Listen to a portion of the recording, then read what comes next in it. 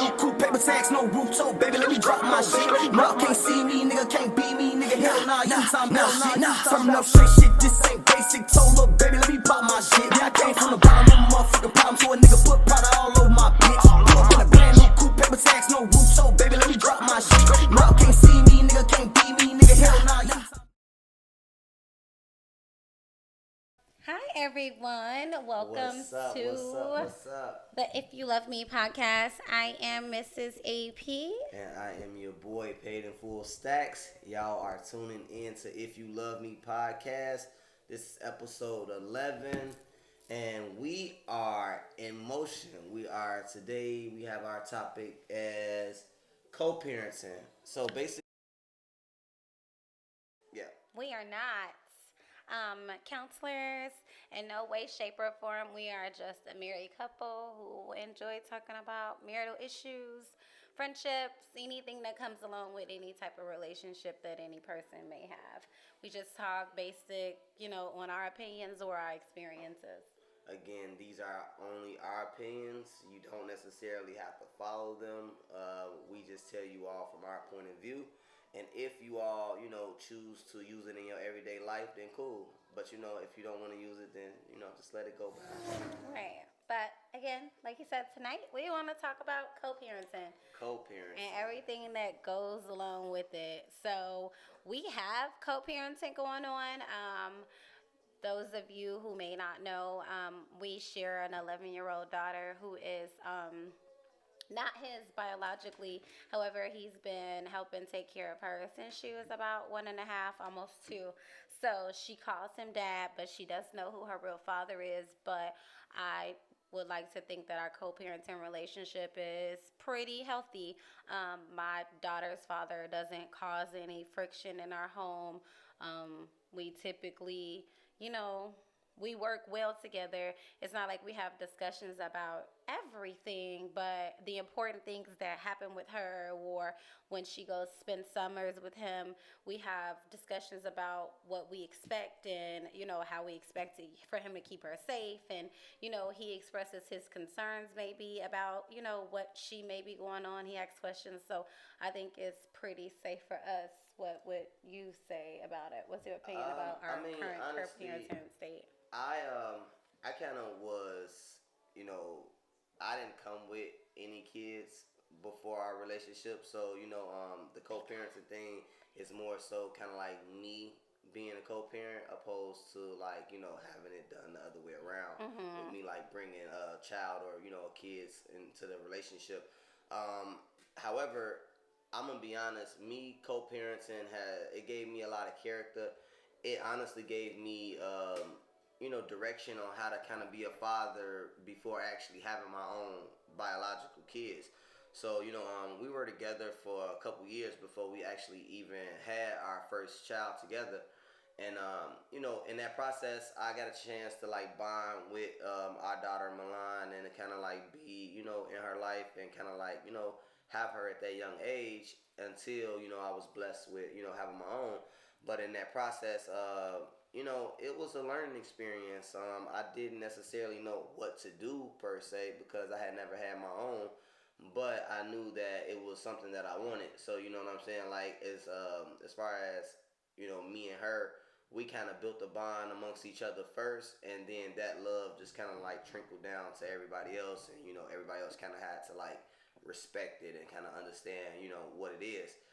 Um, but no, I never had no issues with co-parenting with her biological father. You know what I mean? Like Right. Shout out to the baby daddy. we had to clear the air a few BD. times, but you know what I'm saying? Like I Yeah. think that was just natural because I needed to let him understand, where I stood in this relationship and exactly what role I was playing, and to also let him know that this wasn't going to be one of those short-term situations where I was going to be coming in and out, and that what I'm saying, like his daughter was safe with me, and that the love that she has for me is something that I cherish, and what I'm saying, like I got her best interest at heart, just like I feel like he should have. Right. I mean, shout out to the both of them because it was a very, very adult conversation. I wasn't present when they had the conversation. Like I said, like he said, like before, of course, it was a little rumble. You know what I'm saying? But they had never exchanged any words. It was just like, a what up, head nod type thing. When they would see each other in passing or whatever. But it just became like, I'm sure, like a little stir in her dad when he found out that my daughter was calling Stack's dad.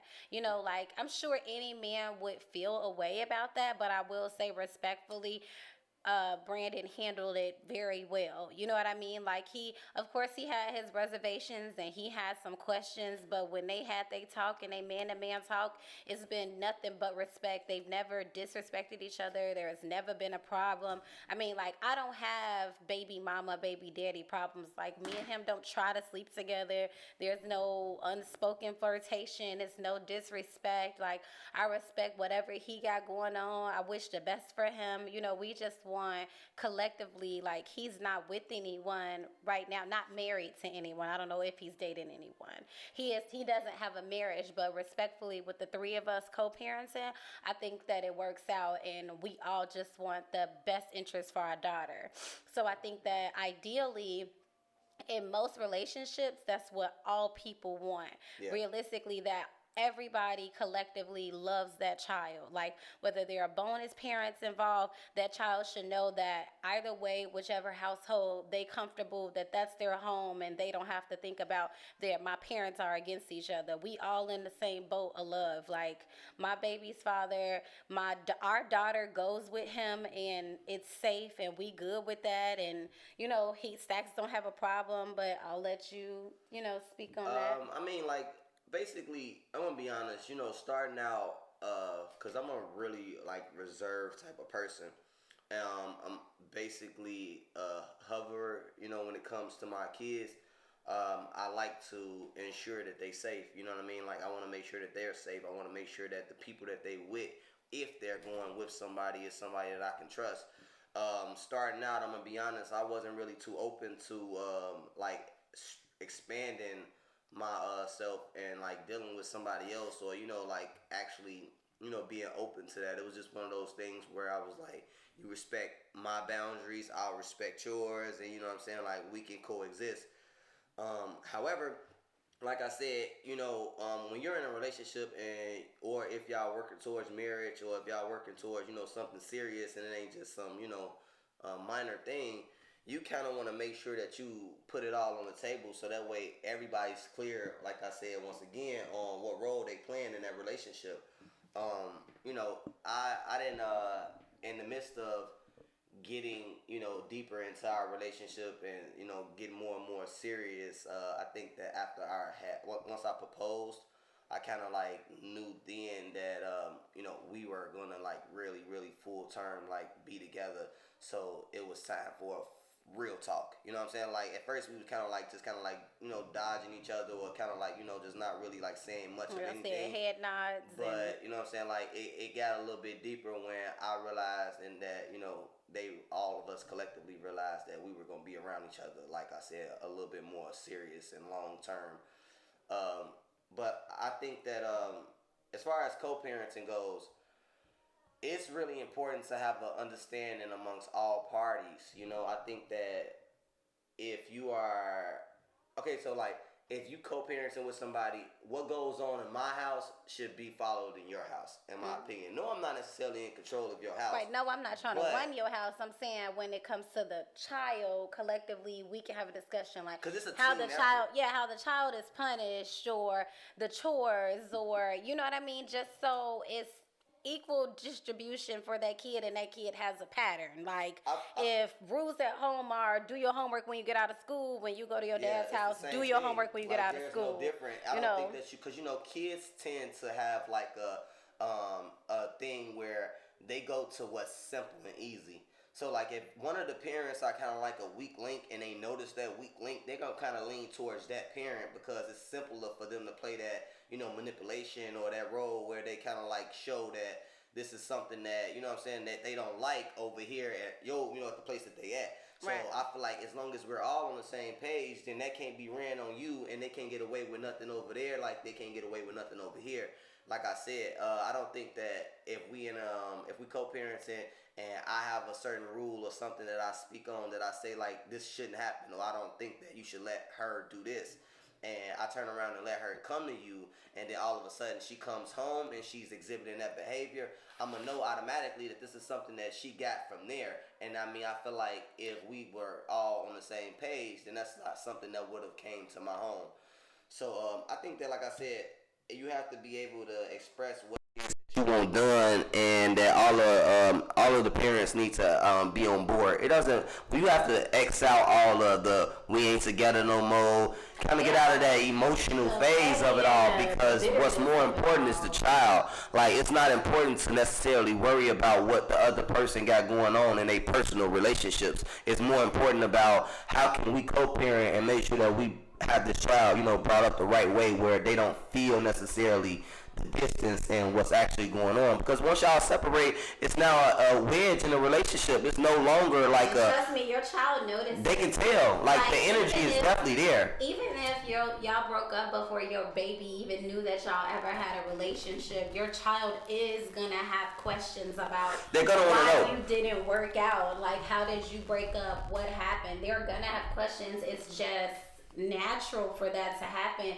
So to make it the smoothest way possible, I think with no drama is the smoothest transition for children. Like, if you can, if it is possible, sort them out when your kid is young. Try to have discussions with your co-parent when the baby doesn't hear you. Like, I don't think that arguing in front of kids is and be good. careful what you say. Yes. Because you have to understand that, like, when you say certain things, that you are now putting that in the air. And even though you think that they may not catch it, they'll put that in their heads, and then from this point on, now they're going around feeling that emotion. And I think that it's kind of wrong. Like, sometimes we as parents, we get so worked up in our own anger and the personal, situation of whatever happened that had the breakup to take place, that we become so angry that we start saying things and doing things and exhibiting behaviors, and then those behaviors end up falling into the kid. So now when the kid go around the other parent, now that kid is like showing behavior of I don't like this, or I don't like him because my mama said that my daddy ain't shit, so my daddy ain't shit, or my daddy said my mama goddamn low key ain't shit. So now the little boy or the little girl goes around the mama and treats her like, she's less than. than. Money hungry. Yeah, or I heard my mama. Let him come around because he ain't getting her no child support. So just be careful on what you say, because when you say those things, understand they are listening. Yeah. And even if they don't repeat it right then and there, that doesn't mean that they didn't hear it. So, speaking of child support, what do you think about child support? I know, a lot of men hate the CS word. Like, you know what I mean? Like, and I don't necessarily think that child support is a bad thing. No, I do not have my daughter's father on child support.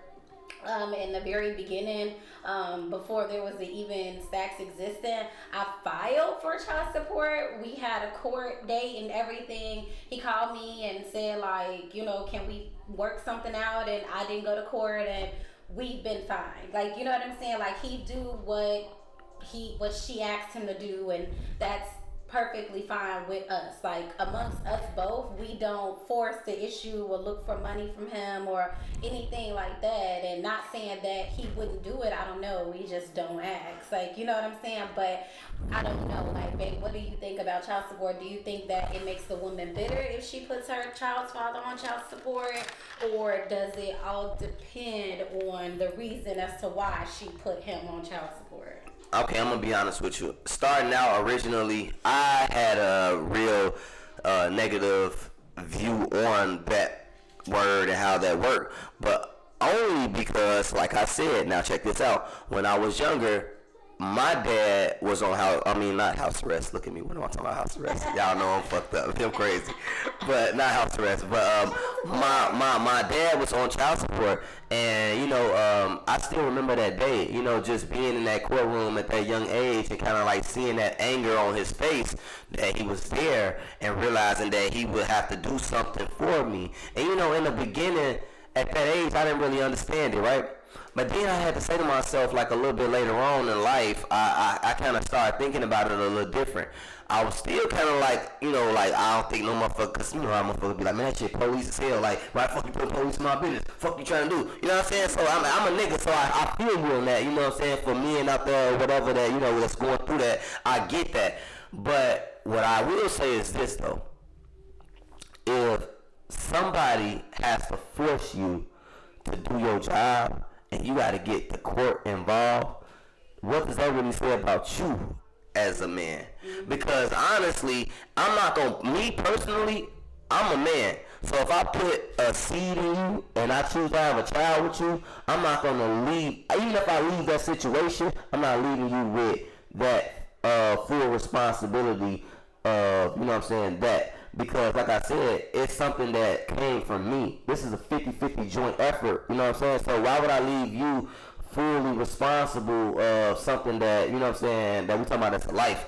I think that if you aren't doing it, then there needs to be some type of agreement or understanding that's set place where, you know what I'm saying, it don't even necessarily have to be in the courts. It could be amongst y'all, like, collectively, like, okay, listen, at the end of the day, we're not going to be together. That's cool. All I'm saying is that I need you, and understand, child support don't always just mean finances. Right. That don't mean always money. Child support is exactly what that is. Child support. Supporting your child. So if you need to be able to be there one day to pick your child up from school, then yes, you should be there to help her pick up your child from school, because what's wrong with that? That's not asking for too much. Or when she's asking for you to pay for half of daycare, or you split the month, or you get your baby every weekend. I don't think that that's too much to ask. Like, I think that men enjoy the luxury of feeling like you the mama, so that's your full-time job.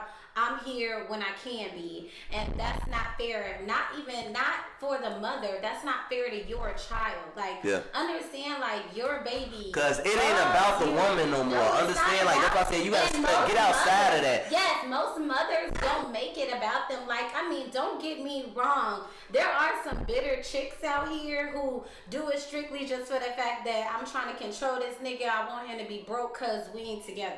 But there are a lot of women, but there are, on the other hand, a lot more, a lot other women, not maybe more, I don't know what the numbers are, you know what I'm saying? Yeah. I just know me as a mom, like, I just want you there. I want you active. Like, I don't think it's too much to ask for the dad to show up to school award ceremonies and shows and plays and pay for Saturday activities, or you know what I'm saying, or take your kids out. Like, I don't think that that's too much to ask for when you being a father, because you put half of your our child is half your DNA and half my DNA, so we went half on the baby, so we should go half on everything that is about this child. I just think that, because this child is forever both of our childs. Like, this does not end. I agree, and I just feel like this is the fucked up part about this is that you honestly have women out here that legitimately do those type of things, like get pregnant, or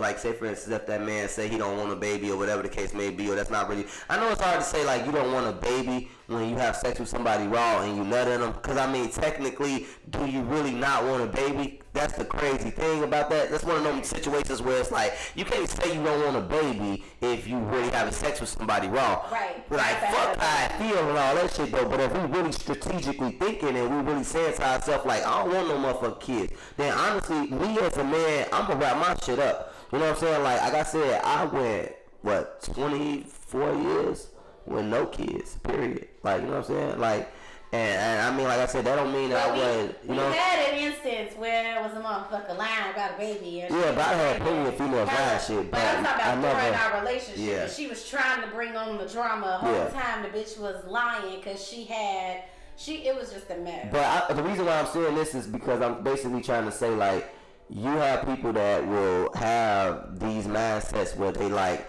I want to just lock in a solid dude that know how to have some money and keep some money, because I know that if worst case all else fail, he gonna take care of me and my baby. And the fucked up part about that is that they don't even technically want a child. They more so just want the stability of it all. And that's what makes men so hesitant of the child support thing, because they don't necessarily know how to take it. They don't know if it's literally like you just fucking with me and trying to have a baby by me because you know I'm a nigga that's getting some money, or is it because you truly goddamn it want to have a child and raise a family. And like I said, like, no man want to feel used just like no woman want to feel used. You know what I'm saying? Like, so with that being said, like, it has to, like, people need to be more cautious, be more aware, understand what you're doing. Sex is not that enjoyable where you need to bring a whole life into this world when you know you don't want it. Like, it's just not that fun. Important. Like, you know, I will say for myself, right?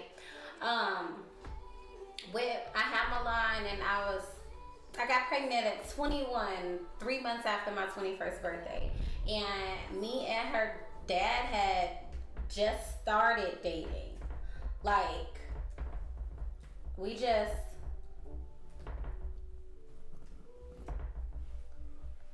was just having fun.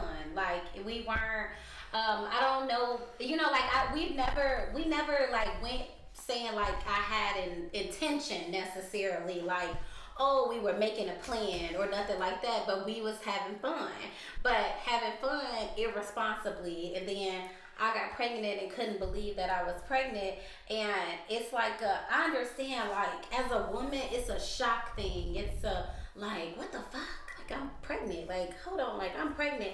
And it's a lot to digest, right? And, like, you telling him, and all he feels is anxiety and fear, right? Because, like, what the fuck are we gonna do? Like, this is a whole life. Like, legit, like, 21, 22, y'all, we barely, like, kids now, and we grown, we see them at 21, 22, like, gee, you just don't know what you're doing. Like, you really, like, ruining yourself. Like, you know what I'm saying? Like, early. You start too early. Way too early. And then they don't even know no better. Like, they just think it's all in fun. Like, legit, at 21, but I had her, it was after I turned 22. Her birthday is 2 weeks after mine, 3 weeks after mine.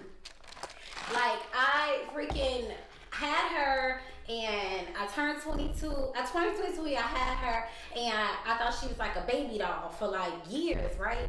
Until like after 5, and like then she turned 6, and she got a different personality, and she got questions about stuff, and now she 11, and she experiencing preteen phases, and she having disagreements with friends, and then I gotta teach her how to be responsible and teach her how to do lady stuff. Like, there is teaching involved when you parenting. Yeah. And when you first get pregnant, that is the shit that is all.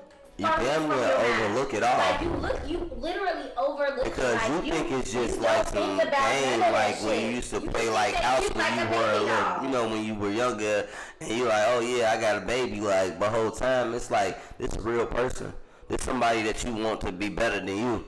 So, you know what I'm saying? Like I said, when you having kids in all these different households, and you literally like spreading yourself out like this, you're not able to raise all these kids the way that they truly need to be raised. Because what direction can you give them when you everywhere else? Like, I can't be in all these different places. So when my daughter over here going through an issue with her mom or whatever the case may be, but then my other one over here going through an issue with the fact that she going through something with her boyfriend and it's her first love, and then my son, goddamn it, you know, he over here trying to be in the streets. How am I going to be able to be a person and a father to all of them? Like, it's hard. So when you're doing all of this, like I said, you got to be an example, and you got to be able to think, like, is this shit really what I want to do? Like, it's not really, as like I said, this, because it's not a game. Like I said, like, all of that shit not a game. It's just like, you know, if anybody ever asks advice, like, well, when should I have a baby? When do I know if I'm ready? After you have healed, literally. Heal yourself before you have a kid, because then you can prepare yourself for whatever may happen, because God don't put nothing in front of you that you can't handle or work through. So, meaning a broken heart, you know, somebody leaving you high and dry. Now you do have to be a single mom, because what about those situations where you have to be a single mom because God forbid you lose that co-parent to an accident, or, you know, something like that, or an illness or something, and then you are automatically a single parent by default, and not just because that person chose to leave. If you haven't dealt with your past heartaches and your traumas and what mistakes or what things that you can do better, how you handle your attitude, how you can discipline better without being violent, but then still have a level balance, without disrespecting your children by calling them out their name, but still teaching them life lessons. Like, it's a balance in between discipline and coddling. And I think that balance, the middle, is love. Yeah. And that means wholeheartedly love, meaning I learned how to love myself. I healed myself. I'm a better me than what I was because I healed through my traumas rather than trying to put that shit in that backpack that I'm bringing into all these new relationships, even in my parents. You know what? And there are so many moms though who have bad relationships with their daughters based on the fact of how they raise their daughters, and she doesn't like and she resents her for some of the shit that she did to her that she as a mom cannot apologize for because she sees no wrong in herself. Yeah. But you have a damaged relationship with your daughter.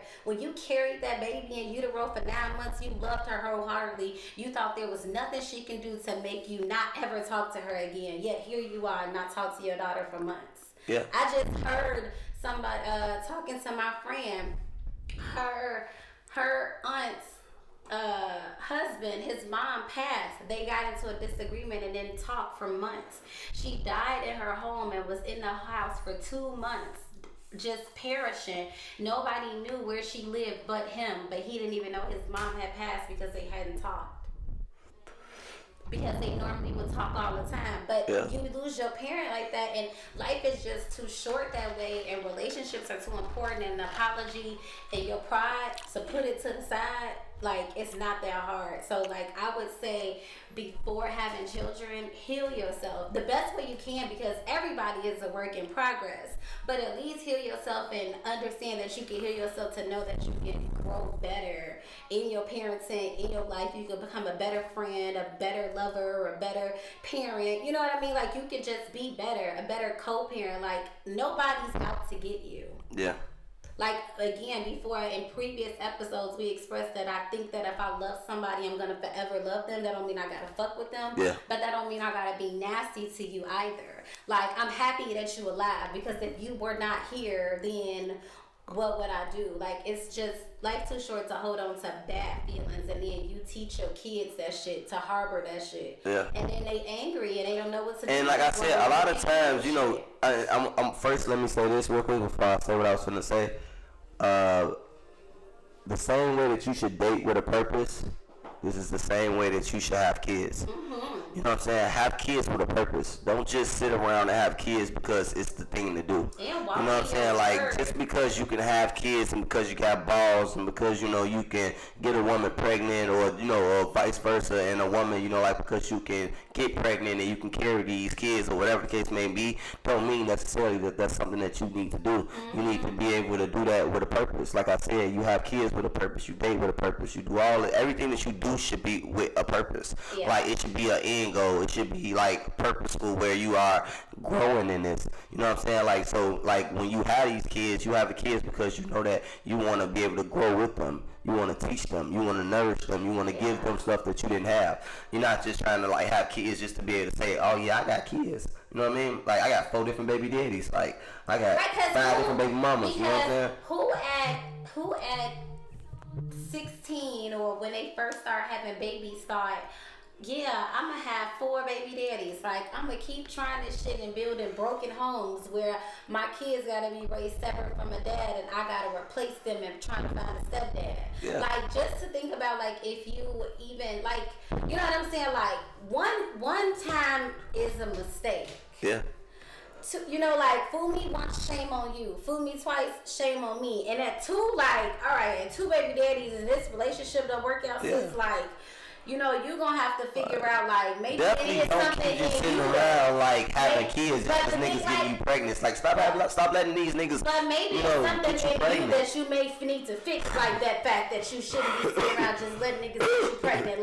Maybe there should be a plan before having this baby, and y'all talk this out because y'all gonna work toward this goal. And that don't mean that in every. I don't know, apologies just go really far. Communication and comprehension. Because many people communicate, but can people comprehend? And So I think that those are literally keys to fixing any relationship. Communication and comprehension. Yes, 100%. Like, that's how you fix stuff, and that those things go hand in hand, even with co-parenting. Like, find out if y'all don't work out, and now you have these kids. There should not be a fall off in either parent, because don't get me wrong, there aren't just single mothers out here. There are also some single fathers out here. Like, nobody should tilter this boat anyway. Right. That baby should be rocking steady, like if you was in the same house together, because y'all still a team regardless. Y'all are not on opposite ends. Like, y'all are not, this ain't like y'all don't have a issue. Y'all have a common goal, as to make this human a great human. Like, Yeah. we want this human to be a great human. This is our goal. Like, we are not enemies. We wasn't enemies when we made them, so we shouldn't be enemies now. Yeah. Because we need to get this together. Like, it's just, it shouldn't be that hard. Sometimes the But strongest egos thing and that pride you can get do, in the between. strongest thing that you could do sometimes is let somebody go. Yeah. I'm gonna say it again. Let me say it one more time. The strongest thing that you can do sometimes is let somebody go. Because what I mean is, when I understand what I mean by let them go, like, let them go emotionally, let them go physically, let them go, like, not necessarily, because sometimes we let people go physically, but we never let them go emotionally, and then we allow that shit to carry on to, like, everything that we do. Like, it's in the way that we do stuff with our kids, it's the way that we do stuff with our friends, it's the way that we do stuff with our family. Like, you know what I'm saying? Like, let people go, because anything that you hold on to that's in that situation can't really do nothing but carry on. So now you're bringing that into a new situation, and in that situation, it may not be healthy for it. So, you know what I'm saying? Like, you gotta let that type of shit go. And also understand this, like, kids don't necessarily know how to show emotion. They don't know what it is called. They don't know, like, you can ask them in the midst of them feeling it. You might see certain things that they do, but they don't know necessarily how to identify it and say what it is.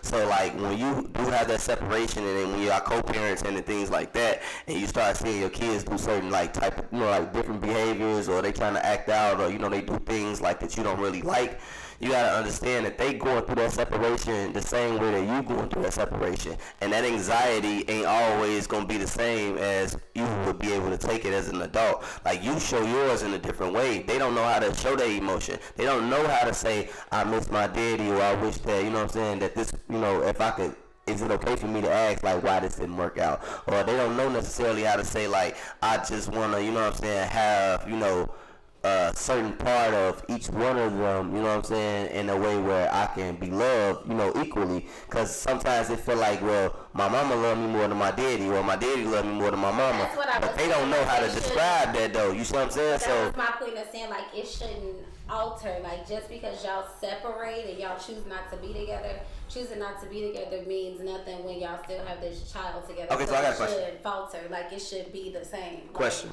What do you feel like is equal punishment? Is there such thing as equal punishment when you have different like kids in a household that are not from the same, like, So, say for like, instance, how we discipline like yeah, them? so in disciplining your kids, like, if, for example, if I had a child outside of our kids or whatever, and that child came over to our house over on the weekend, or, you know, stayed with us during the week or whatever, and Jade and Kaden or them get in trouble or whatever the case may be, and they get a little spanking. But they all collectively did what, you know, they got a spanking for. If I told you I don't want you to spank my, you know, my baby, which is our baby because, you know, we in a, you know, we married or whatever, but I tell you I don't want you to spank her or him. So, like, the situation we're in now, like, with Milan. Yeah. Like, because she's not biologically yours. Yeah. But Kaden and Jade Yeah. are biologically yours. Right. But we share them. Because I came into the relationship with the child Right. outside of our relationship. I think, I mean, in our household, I'm the disciplinarian. So, he don't spank. He don't nothing. Like, the most he gonna do is yell. Like, that's it. And they all get yelled at. I yell at them, like, so it doesn't hurt anybody's feelings. Like, nobody's upset about it. Right.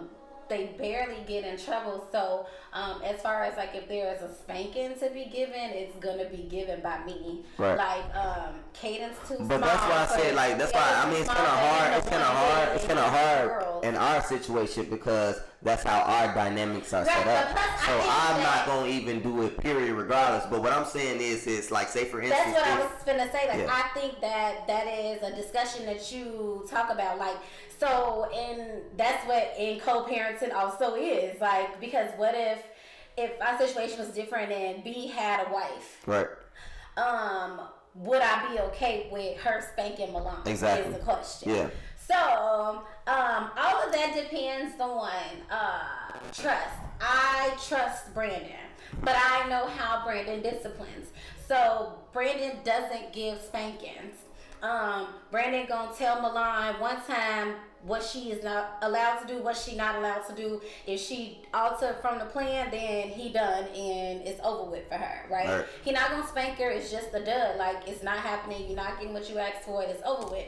So I know that that's how the situation would be in his household. But if Brandon was a disciplinarian, like, you know, like she with him and he tell me that she did something, so when she come home, she need a spanking, right? Before he got into a relationship. But now he's in a marriage and they've been together, I don't know, same time we've been together. And me and her, we don't have to be friends. Like, I'm not saying that by any means necessary. I don't have to be her friend. Like, we just need to respect each other. I need to understand that she is my baby's bonus mama. She loves my daughter like she would love her own. There's, you know, my daughter loves her. You know, it would be a discussion that I would mostly have with Milan. You know, like if Milan over there and she calling her mom, then shit, she feel close to her, right? And not because somebody told her to, but because she felt like no, I fuck with her. That's like my mama. Like, she love me, she treat me like my mama, in which I would want her to treat her like I treat my baby. So if that's what my daughter likes, then I'm not gonna be upset, because I can't be mad because she calls you dad. So it's just, if she loves my daughter in that capacity and Milan needed a spanking, absolutely. You know, and it don't even necessarily, she gonna be too big for it, so it's just punishment. It don't even have to be a spanking necessarily. Like, that's what I'm saying. Like, she's able to punish her. She's able to take her phone. And she's able to send her to her room. She's able to tell her she grounded for a week.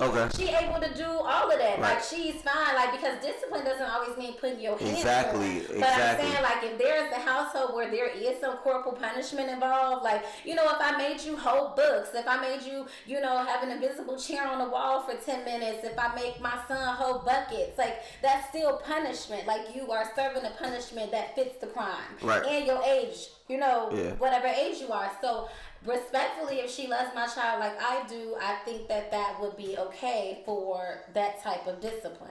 You know what I mean? Like, if that's what was going on, and we have this good co-parenting relationship, so I would think that we would be able to communicate that once Brandon is now married to someone and they living together.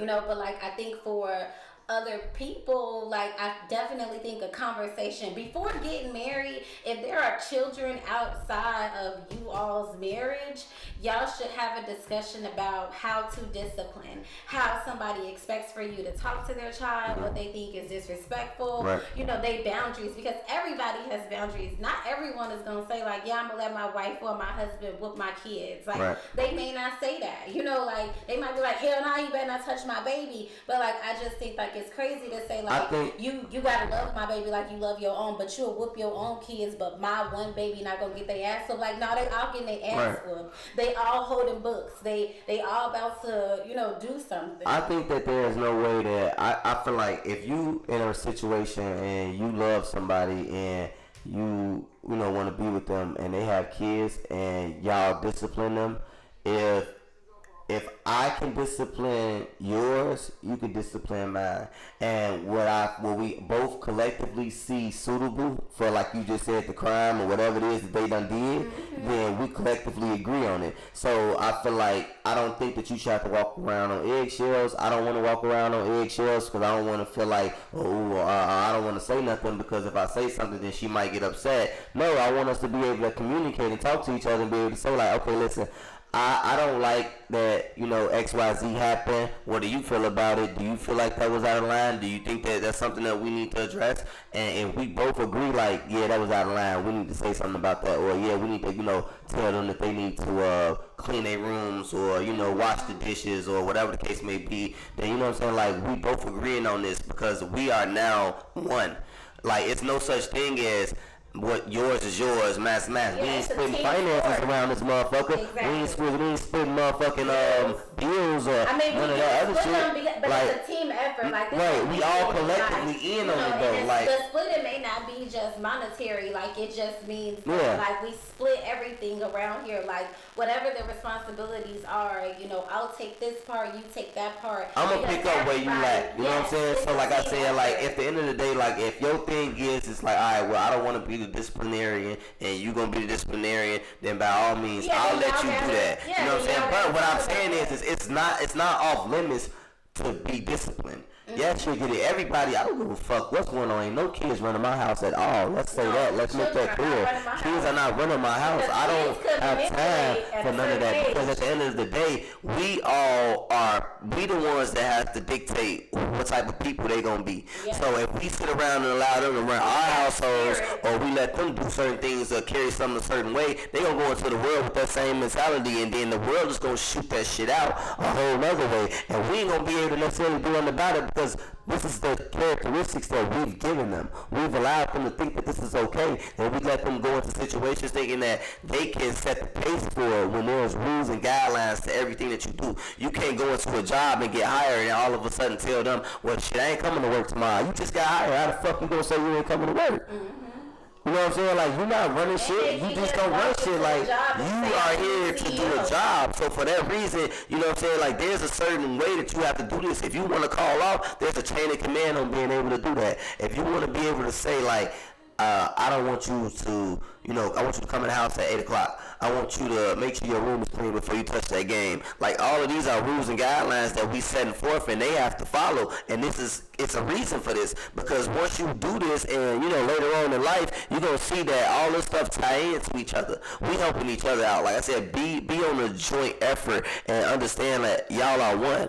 So if you can correct your child and you want the best for your child, understand I want the same thing that you want. We won. We on the same page. The whole goal is to be able to get them together where they can be able to go into this world, like I just said, the correct way. Because like I said, you know, if we send them out there the wrong way and these people turn around and do something to them or something happens to them, it's going to be on you know, it's on us. We got to teach them how to move.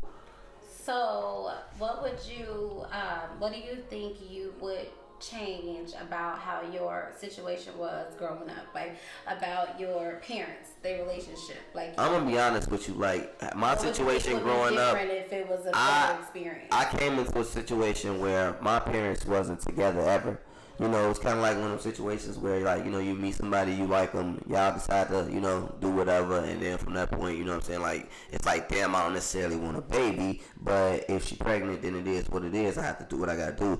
So, like, they never were, like, in a relationship. They never lived in the same house, you know what I'm saying? So I never had that, you know what I mean? Like, I was able to experience them both differently at some point in my life, but I never had it where they were like married or they was even boyfriend and girlfriend where I even saw that type of connection with them. So like for me and how I am, I mean, it's kind of like from him to a degree because I did see my daddy in marriages. So I mean, like, I'm not gonna say that he didn't marry anybody and I didn't learn anything from those marriages that he was in, but as far as my mom, they weren't never really on that level.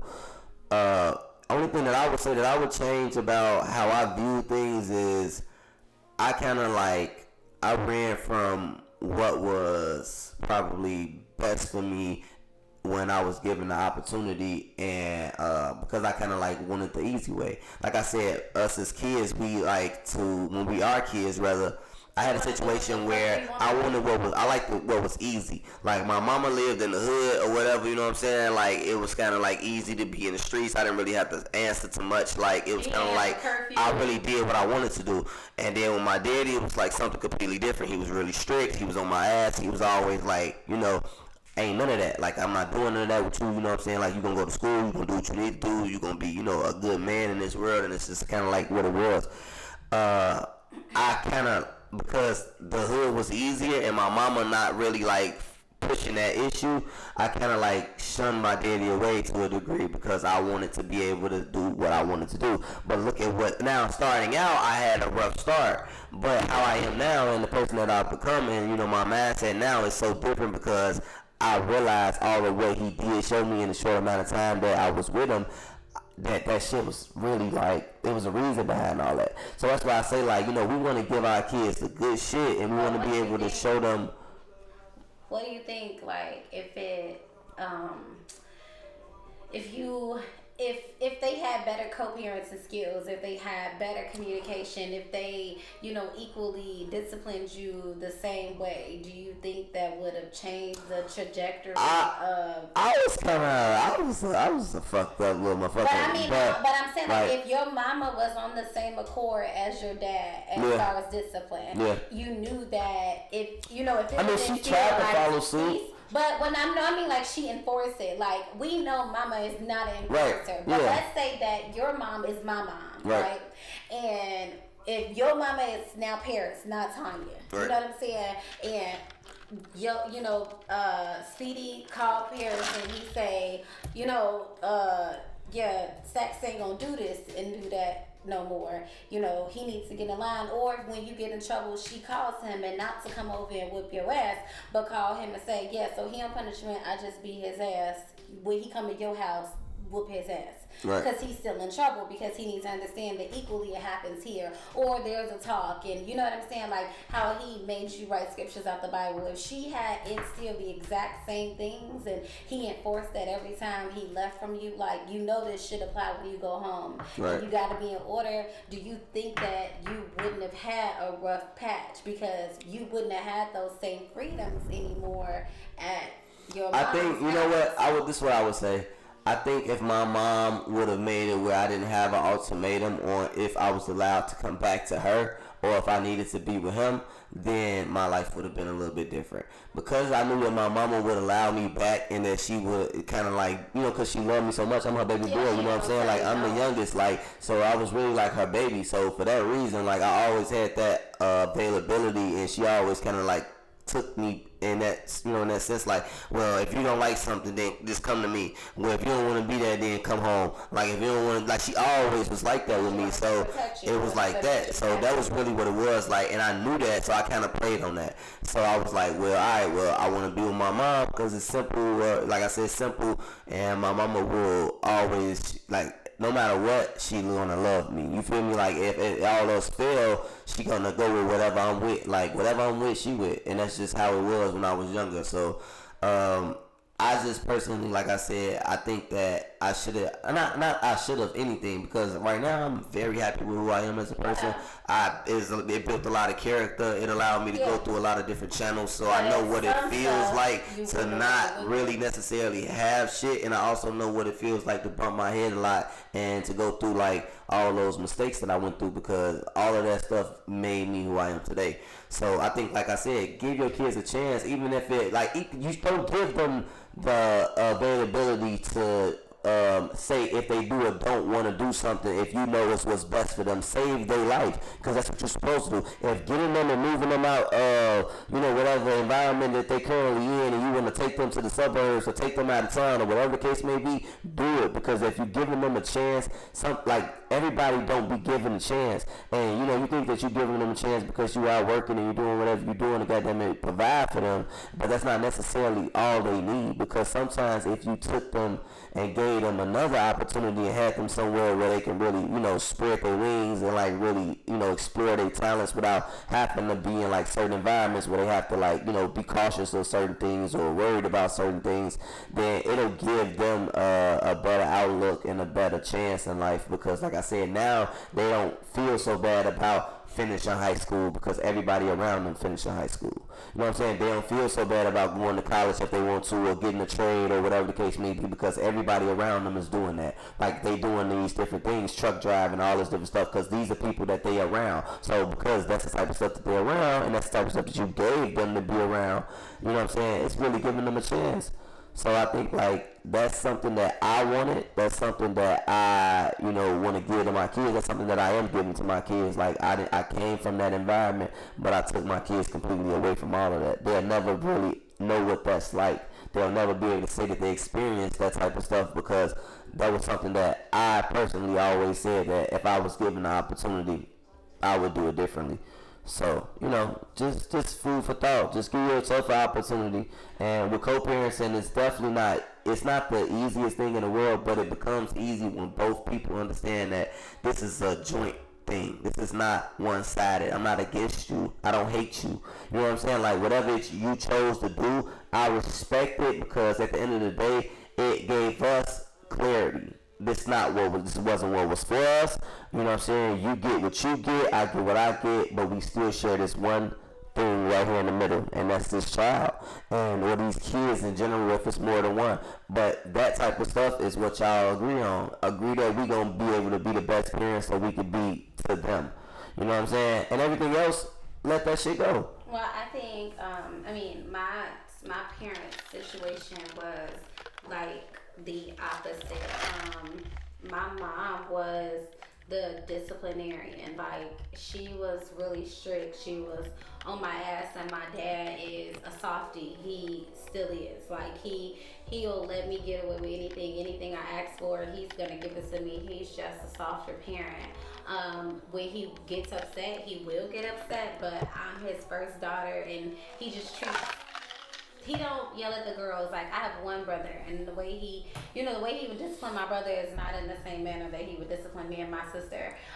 But she just, like, my mama I was really spoiled, but she was on my ass. Like, she gave me the best of everything, but she was on my ass. I had to earn everything. I had to be on an honor roll. I had responsibilities at home, so I had to earn it all, or it wasn't happening. Like, I had a curfew. I couldn't have boy phone calls till I was 16. Like, it was just really different. Yeah. Like, you know what I'm saying? Like, but my dad was, like, missing for a lot. Like, unfortunately, he was locked up, like, off and on throughout my childhood. But my parents were really young when they had me. My mom was 14, my dad was 16. Like, they were really young, but she raised me with the help of my grandmothers. But she was always a single mother until she got with my sister's dad, and then she got married after that. So I had a stepfather, but then they soon separated. So it was really just a lot of me, my mom, and then when my sister came along, me, my mom, and my sister. But it, like, having a single mom who was so strong, who had to do it by herself, that was a defense mechanism for her. Like, she was just really strong and really independent, and then those were some of the things that I had to break then to get into a relationship. Like, so I think, like, if my mom and my dad were together, like, if they weren't so young when they had me, they could have potentially made it work out. Like, you know what I mean? If they were the people who they are right now, if they were even a fraction of those people then, if they had that sensibility then, more responsibility then, sense of responsibility then they probably could have made it work. Then ideally, I think that I would have been different. I probably would have been a little softer earlier, or more trusting a man, because I definitely had daddy issues, and that be the type of stuff that dads don't want to hear, and that their daughters be wanting to tell them, like, you've been missing, and I had daddy issues. Like, the first man that a girl loves is her father, and if he missing, then she missing information, and she don't know where to get it from, because her mom can't tell her about me, and she not a man.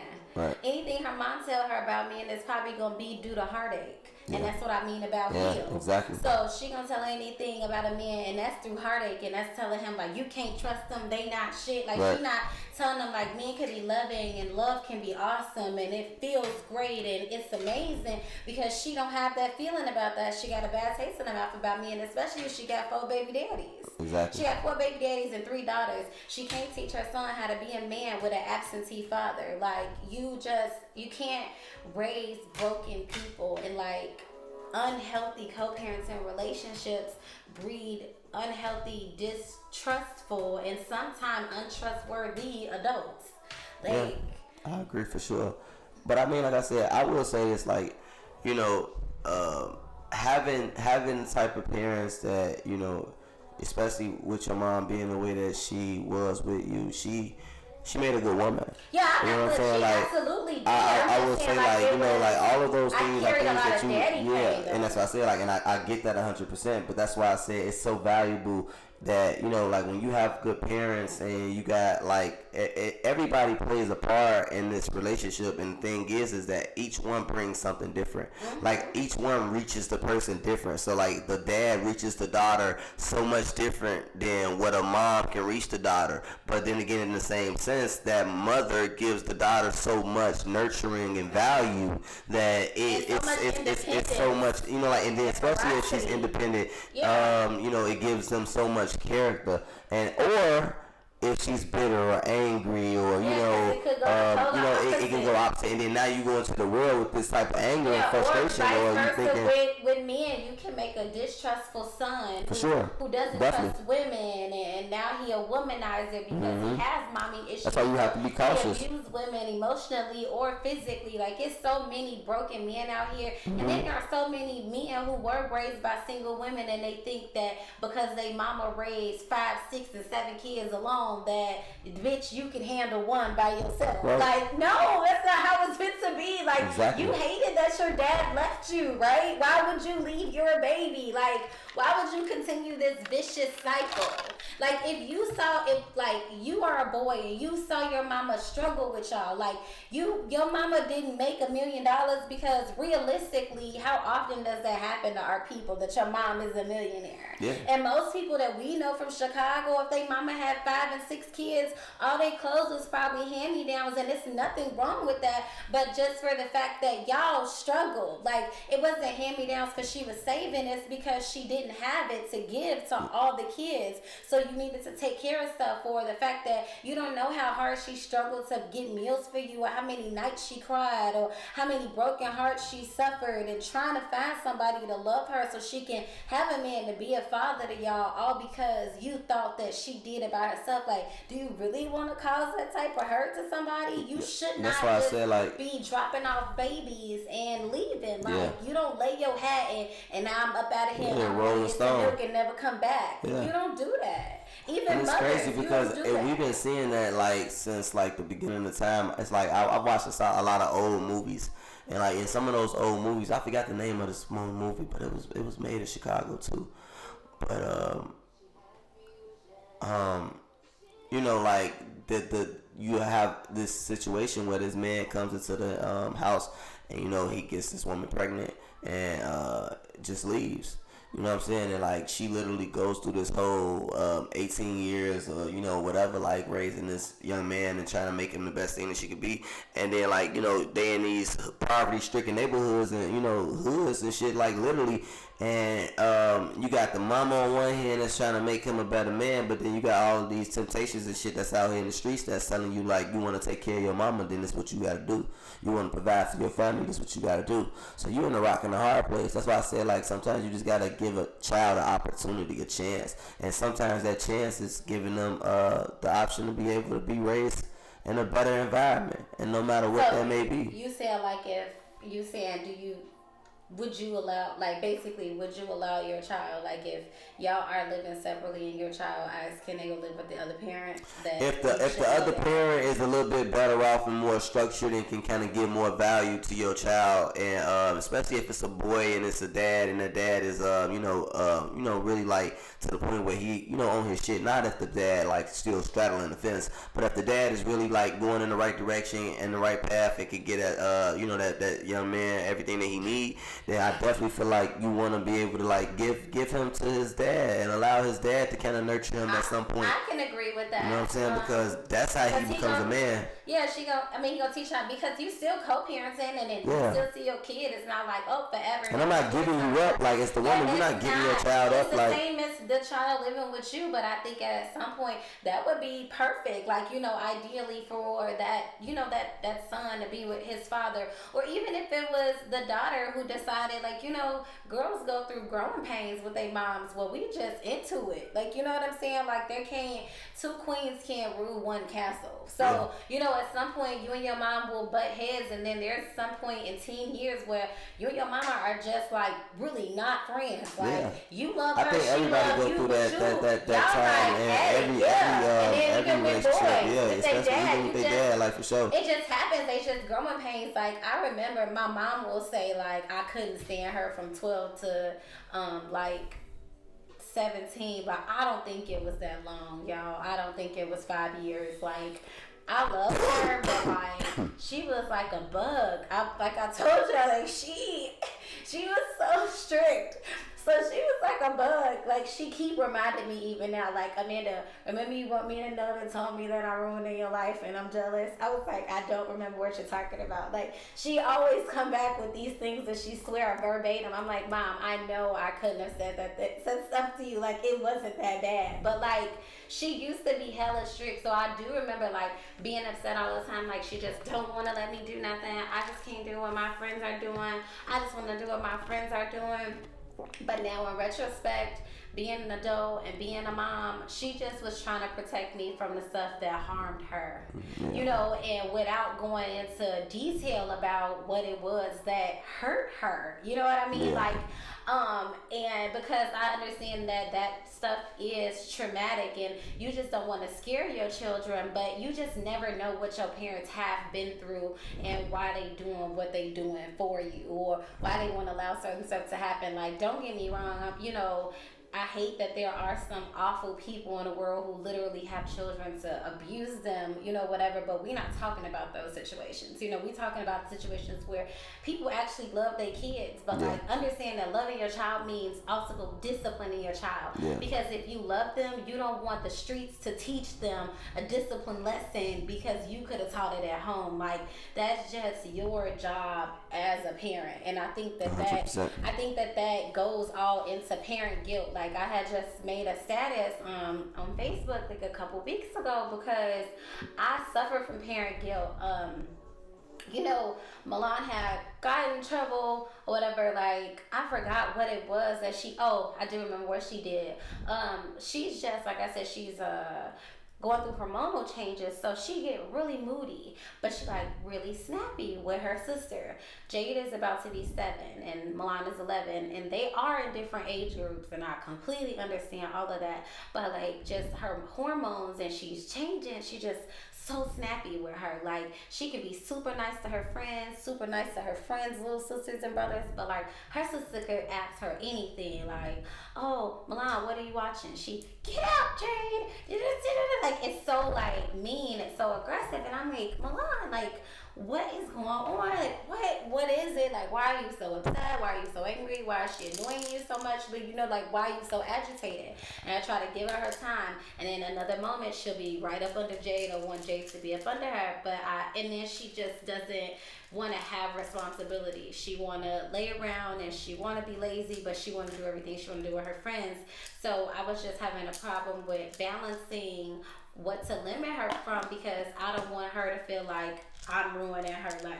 You know, like, oh, she just won't let me do nothing, but I won't let you do something because you're not doing what I'm requesting of you. Like, you have responsibilities. Your jobs are to keep your grades up, keep your room clean, and load the dishwasher.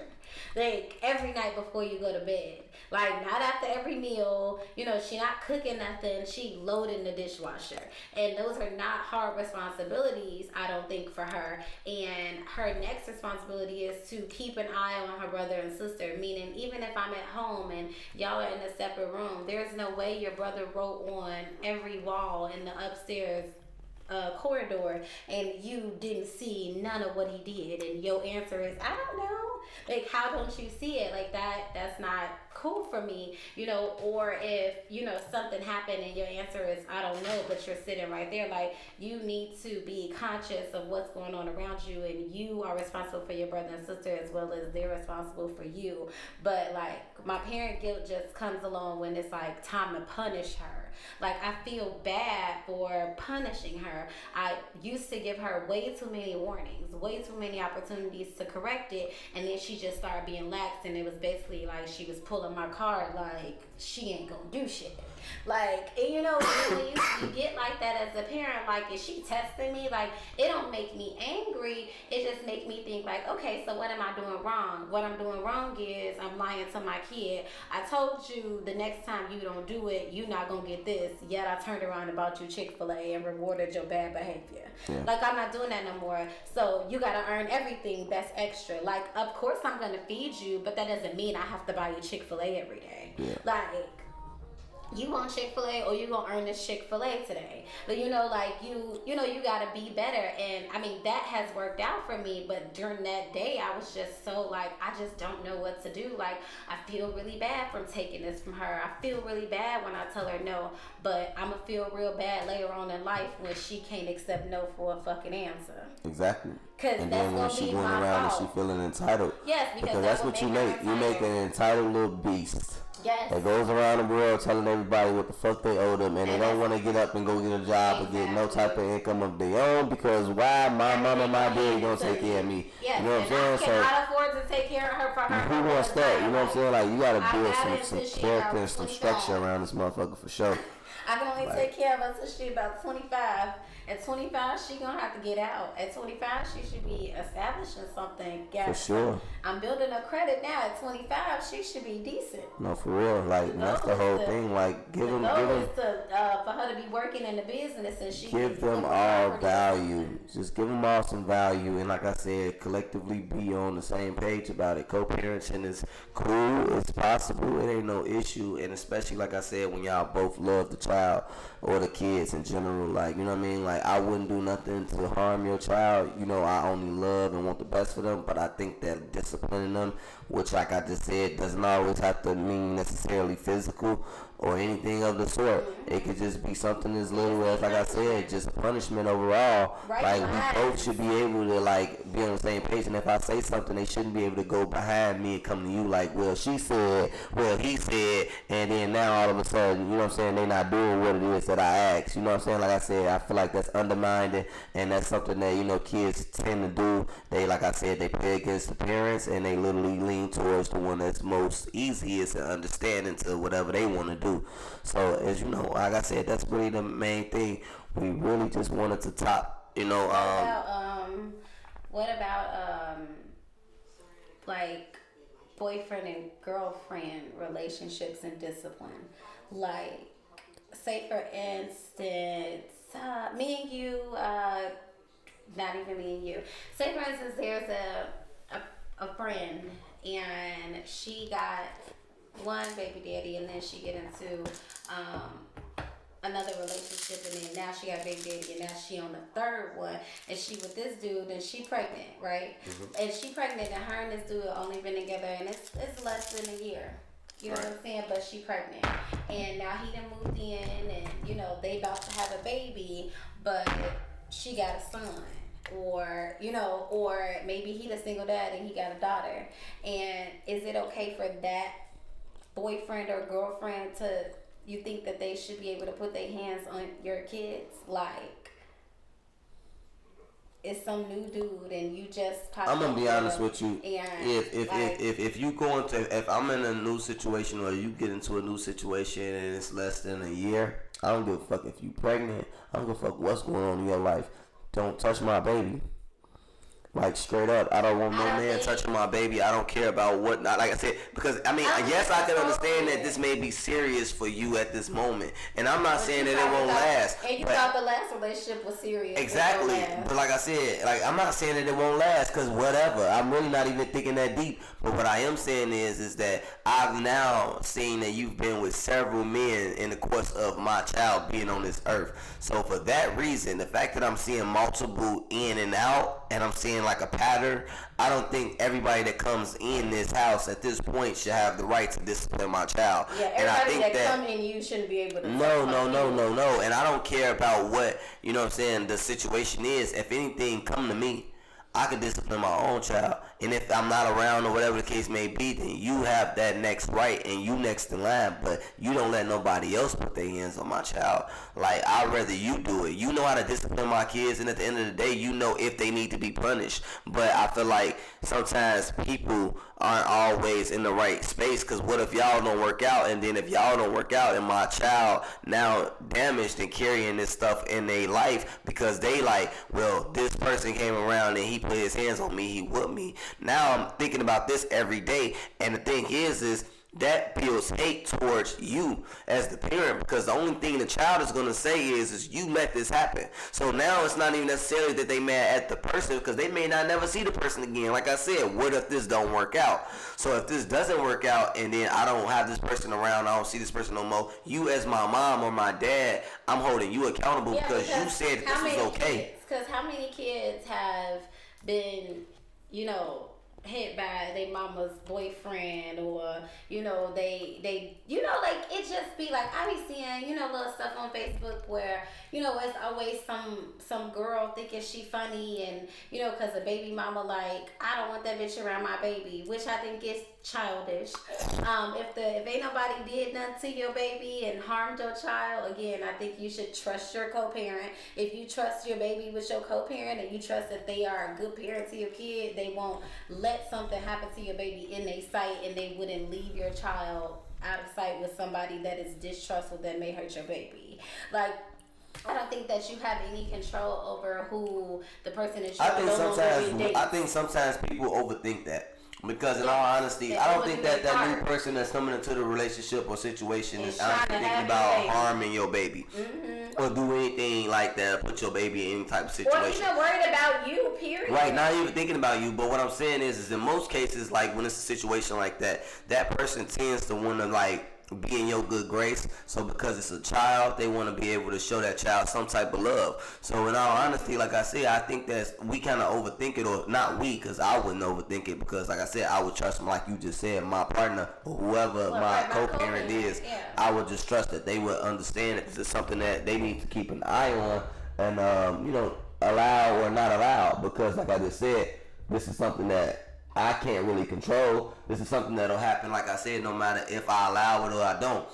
It's just because you say that the person not around. Like, say for instance, that this situation, and you be like, I don't want that person around my baby. And then like they be like, all right, well, I ain't gonna have her around, or I ain't gonna have him around the baby. And then they end up doing it anyways. Yes. You really still like, you know what I'm saying? Like, so you rather them be honest, or you rather for them to just tell you what's going on? I don't like when it typically happens with baby mamas.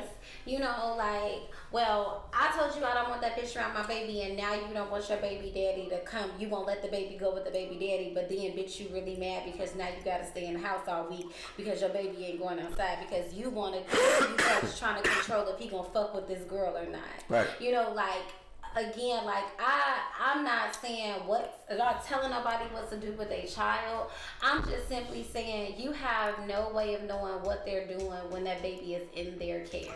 Because how would you like it if he's trying to run what you got going on? You got a man, and you may have been with this man for the last 3 years, and your baby is 4 years old, or maybe your baby 3. You start messing with him while you was pregnant. You know what I'm saying? But he's saying, I don't want that nigga around my baby. You like, you crazy as hell. This baby lived with me and he lived with me. What you mean you don't want him around the baby? Right.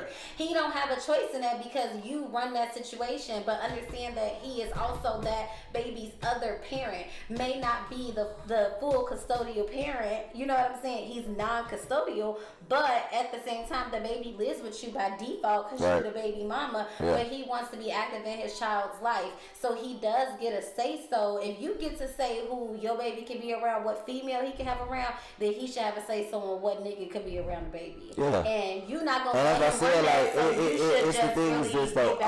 This just goes back to once again, like I said, we are agreeing on one common thing right now, and that's that we are going to co-parent and do what's best for this child.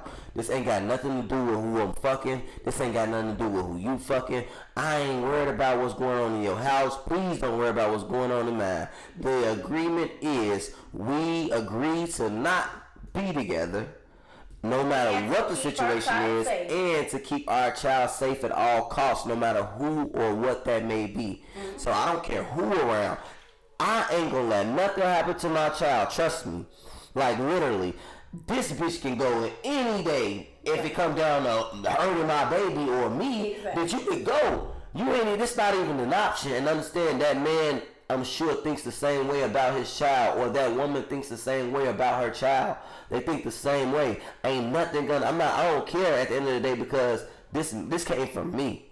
So this person can really go if it all, like, you know what I'm saying, like, for whatever reason. So just agree to co-parent in a way, like I said, that y'all can put all that type of stuff to the side.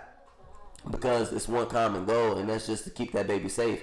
I don't want nobody whooping my child. I don't want nobody putting my child in harm's way. Like I said, because I understand some of these situations are not going to last.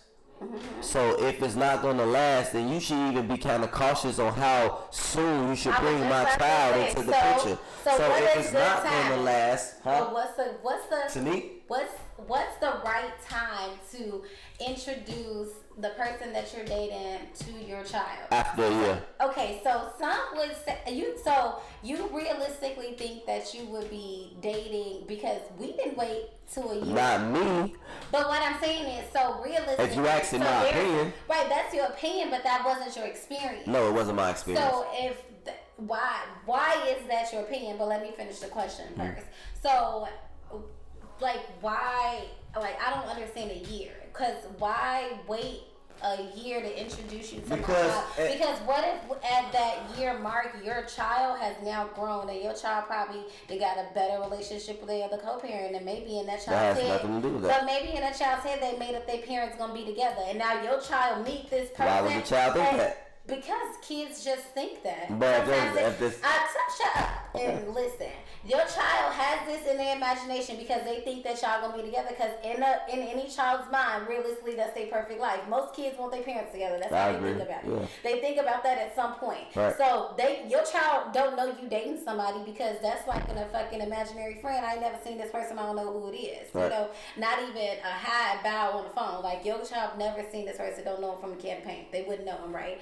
So at a year mark, now you introduce this person to your child, and your child like, I don't like them. Because if your child don't like somebody at the first meetup, are you gonna continue to date them? Wait 1 second. All right, so that's now, 2 questions in one. All right, so okay, let me specify what I mean about this year. Now, in this year, I mean you will gradually be transitioned in. So like, we got FaceTime, you know, we got all this different type of stuff, right? So what I mean is, like I said, in the course of dating, okay, and but we're how do dating you for. introduce this person on FaceTime? Wait, so no, you're not gonna introduce them just right off back on FaceTime? No, I said like whenever this comes about on FaceTime. First, I'm gonna. And you said like, this is my friend or this is my girlfriend. I will first come off and be like, I'm gonna tell my kids. I'm be honest. I'm honest. I'm not gonna please my kids. I'm dating somebody. So listen, baby. This is how I would say it. Listen, baby. Listen.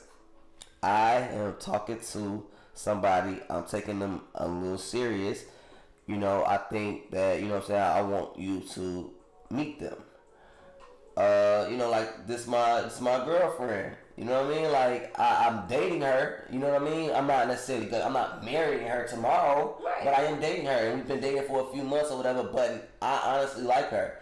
So I want you to meet her, and you know what I'm saying? Like, you tell me what you think about her. So I mean literally like a meetup, not like a hangout. No, meeting like on the FaceTime. Right, but I'm saying like on the first time FaceTime call. So what if it's like y'all been dating for 3 months, and this is like y'all go on dates every weekend, all weekend, and you do staycations or whatever because your kid is gone. Right. But this weekend your kid stay at home and maybe your mom babysitting, but your date is coming to pick you up. Right. You wouldn't just introduce them at that time?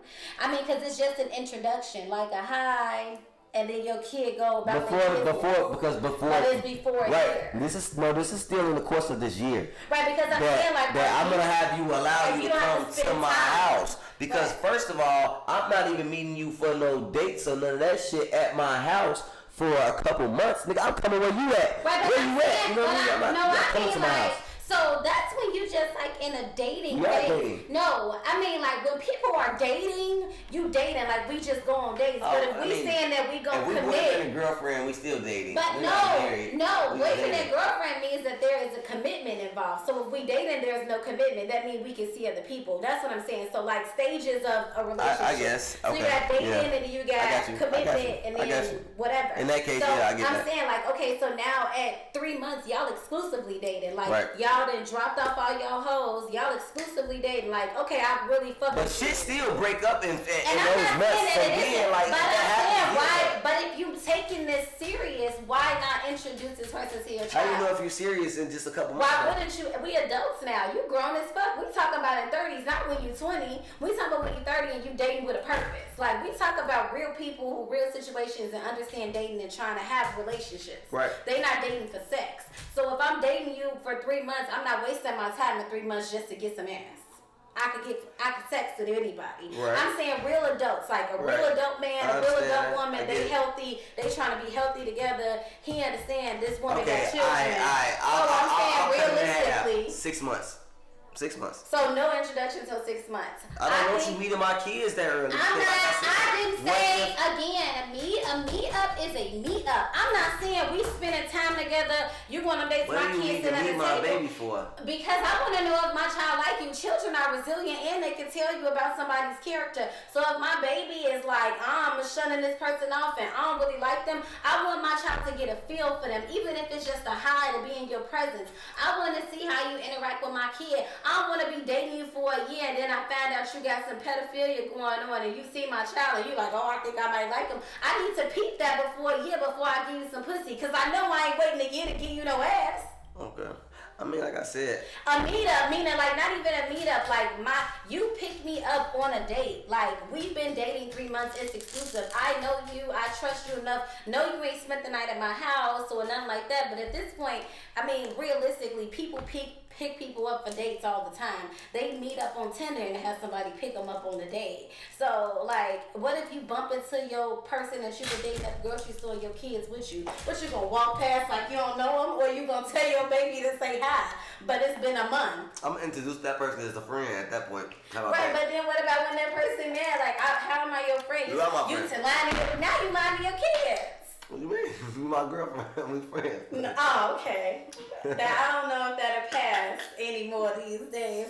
Like, you think you right, because you won't even be serious to tell your child. No, because like I said, I am well, very, you just don't have to introduce them and nothing. Just say it's her name.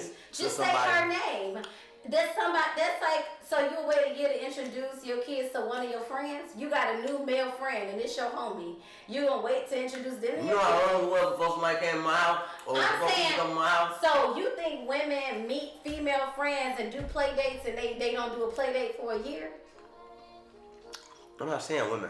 I'm saying me. Period. That's still introducing somebody to your friend. That's introducing a new person to your kid. What is the difference if you're introducing a new person that you just know and that's your friend? That's still a relationship to somebody you gonna sleep with. You just gonna see my kid. I mean, I get it. Like, it's like just literally I would okay, if you just saying hi, since you clearly want me to knock the time down. No, but I'm saying, okay, so realistically, let's just say, but a lot of people motherfucking start living with people before a year. We're not talking about you. But you asking me my opinion. I'm asking your opinion. I didn't say real situation. I didn't say what would you do. Okay. I said what do you think. Okay. So that's what I think. I think realistically, you should wait 6 months before you let somebody get your child. Okay, so what I'm saying to you is, realistically, we have a friend who been in a relationship less than 6 months and they live together. Because they live together. Okay. But he got kids. Right. He needs to see his kids, but that's where he live. And if he got shared custody and his kids need to sleep over, they not gonna meet that lady before. They've been together 6 months. When you think they're gonna meet her when they come to spend the night at their daddy house? Because everybody not taking a year to live together. I mean, everybody's not. Some people maybe are, but everybody's not doing that. Should you wait a year? To live with somebody? Yes. I didn't wait a year, so I can't say that. Oh my God.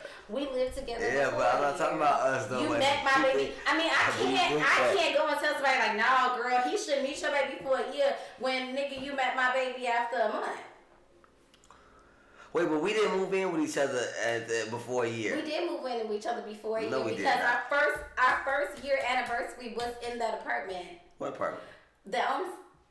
No, that was not. Yes, it was, because you got locked up before. I stayed on 47 for a year and us talking to each other. No, you did not, and we were never just talking. We talked for a week. No, what I'm talking about. Relationship. We were in a relationship, but we were on 47 for almost a year. Let me tell you why. No, y'all were. I didn't meet you when you first moved in there. You were already there for a few months, and then you left. We didn't move into our first house. I wish you shut up. Our first year anniversary, you got locked up for that traffic ticket. I cooked, bought you cologne and all type of stuff. That was a 1 year anniversary. That was not 2. That was a 1 year. We were in an apartment on 79. Yes. What year anniversary was that? We was. Remember, that was 1 year. We were already living together. Stop studying. No. We was living together. You know, we were not living together in a year. We were living together in less than a year. How? I can call my mama right now. No, we're not. My dad will tell you was less. We moved in together. We were already broken up for 3 months before we were even together for a year. We was together. What is your timeline? We were together for. What was your timeline? Listen. No, you're wrong. I'm gonna tell you. So we was already dating for a year before we broke up. No. No, it was like a couple months. Exactly. And when we were broken up for 3 months. Then we got back together. You moved in with me. It was like almost a year. We literally. It was almost a year. We moved in together before a year. Like I said, we had before a year. It was almost a year though. How many months was that? We lived in the apartment for a month. We lived there for a month. How many months was it before we moved in? Shut up. You will hear the answer. We lived together for a month before our 1 year anniversary. So we moved in together at 11 months and we were broken up for 3. So technically we moved in together at 8 months. After 8 months of dating. Okay, so 8 months. But what I'm saying is, that's not a year, bro. That's almost a year. So you met my baby a month after. Yes, a month after we that. got together. When we had an official relationship, you met my daughter. Yes. She never spent the night with you. Yes, you no. didn't spend no we time just with met her. each other You outside, just met each and other outside, and that was that. Yeah. But we moved in together, which means you lived with my child, and we were together collectively like 8 months. We count the 3 months we were broken up because it was a 3-month breakup, but like we still count that amongst the time. But still, like that's what happened. So no, I mean, like that's what I'm saying. It's less than a year, so I can't tell somebody like he should meet your kids for a year when you met my baby after 30 days. You know, or you shouldn't be around a kid for a year when he was moved in with me at 8 months. So you. But just be a good judge of character. Just try to be a good judge. I know it's hard. It always depends. Sometimes you like think with your, you know what, and not your, you know. Your brain. And I mean, that I hope the audience that we talking to use their big head, not their little one, because we too grown for that.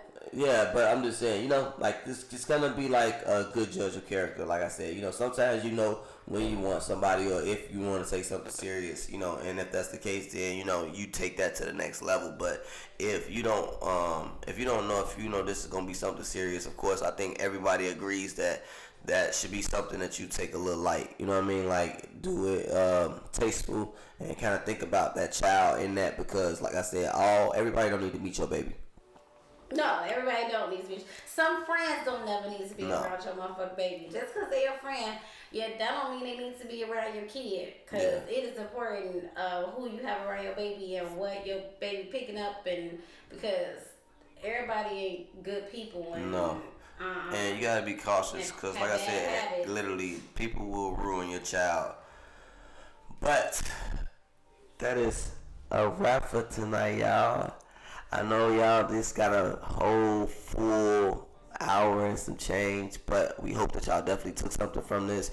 On a serious note, you know, like I said, co-parenting is very important. It's valuable. You want to be able to have that relationship shown in the household and, like I said, in the other person's household where that child understands that y'all both got the same common ground. And have good people around your kids. And yes. Be good people. That's all. So, thank you guys for tuning in. I am your hostess, Mrs. AP. And your boy Paid in Full Stacks. Y'all just tuned in to episode 11 of If You Love Me podcast. We out. Thank you so much. We will see you guys later.